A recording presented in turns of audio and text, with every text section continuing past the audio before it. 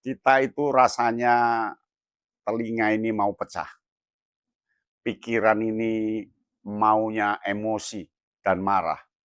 Mengapa? Karena banyak orang mengatakan bahwa kualitas guru itu rendah. Dan memang kenyataannya rendah. Dilihat dari apa, Pak? Dilihat dari daya saing lulusan, dilihat dari prestasi anak-anak kita yang stagnan dari tahun ke tahun seperti itu, dan dilihat dari banyaknya pengangguran, dan dilihat dari bagaimana anak-anak kita menjadi anak yang pasif, tidak kreatif, dan tidak inovatif. Tapi jangan hanya emosi, jangan hanya marah. Audio Jungle. Audio Jungle. Assalamualaikum warahmatullahi wabarakatuh. Salam Kak Yano Bintang. Guru, saya juga guru ya, dosen itu kan juga guru. Tentu juga mau pecah telinga ini mendengarkan kualitas guru yang rendah. Pikiran kita ini ruwet karena kita sudah melakukan sesuatu masih dikatakan rendah. Hati ini jengah karena kita sudah melakukan sesuatu tapi masih saja dianggap rendah. Tapi mau tidak mau sebagai insan yang patriotis, kita harus refleksi diri. Kita tidak tahu kalau kita itu lemah, karena kita selalu mengatakan bahwa kita yang terbaik. Kita tidak pernah tahu bahwa kita punya problem di bidang tugas sebagai guru, karena maunya kita berprestasi terus. Oleh karena itu, ayo kita lawan komentar negatif itu dengan prestasi guru. Yang pertama, refleksikan.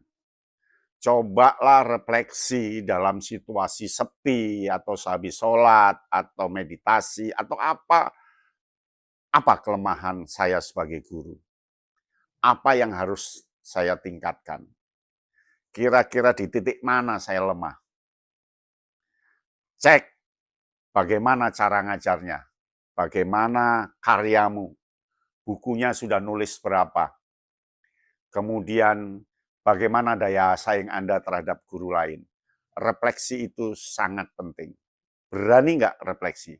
Kalau saya harus berani, supaya kita menjadi guru yang betul-betul guru, yang diakui oleh masyarakat, minimal kita sendiri. Jangan melihat orang lain. Yang pertama, refleksi. Yang kedua, belajar. Belajar itu sepanjang hayat. Guru yang hebat, dia selalu belajar. Apakah dia baca buku, melacak di internet, bertanya orang lain, berdiskusi dengan orang lain, berani mencoba hal yang belum pernah dilakukan, dan bertekad kuat untuk maju. Jadi yang kedua, mau belajar. Yang ketiga, bersahabat. Cobalah berkolaborasi dengan teman lain, bersahabat dengan guru-guru lain, lalu diskusikan problemnya apa yang harus perlu ditingkatkan, dan coba ambil satu topik, pecahkan topik itu. Pokoknya terus bersahabat, belajar bersama. Itu yang ketiga. Nah, yang keempat, tunjukkan karya. Tunjukkan karya, apakah itu karya perencanaan berupa RPP, jadi yang sudah Anda buat tanpa harus copy paste, tanpa harus niru RPP orang lain, lalu maksimalkan RPP itu kelemahannya di mana, kelebihannya di mana.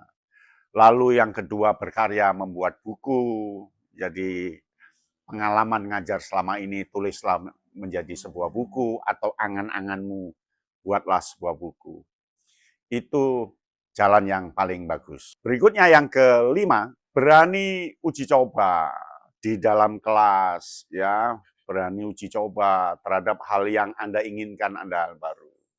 Harus berani seperti itu. Uji coba dengan hal baru. Coba, kalau saya ngajar ini biasanya anak rata-rata nilainya 8, saya tingkatkan lagi menjadi rata-rata 9 atau 100 semua. Bisa nggak? Dengan cara yang berbeda. Uji coba itu sangat bagus, tapi dicatat, ya. Nah, yang ke-6 itu Buatlah anekdot ya, anekdot, catatan.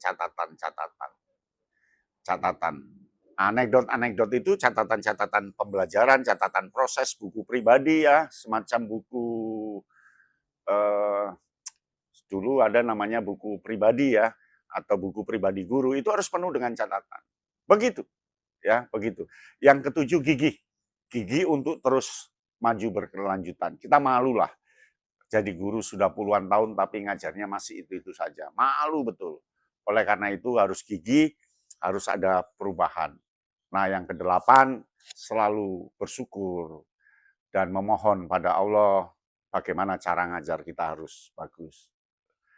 Ya, jangan ditanggapi dengan emosi komentar orang lain tentang kualitas guru.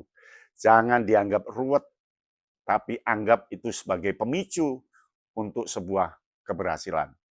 Demikian ya, semoga Anda menjadi guru hebat.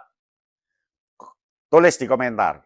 Ya, salam Kaya No Bintang. Audio Jungle.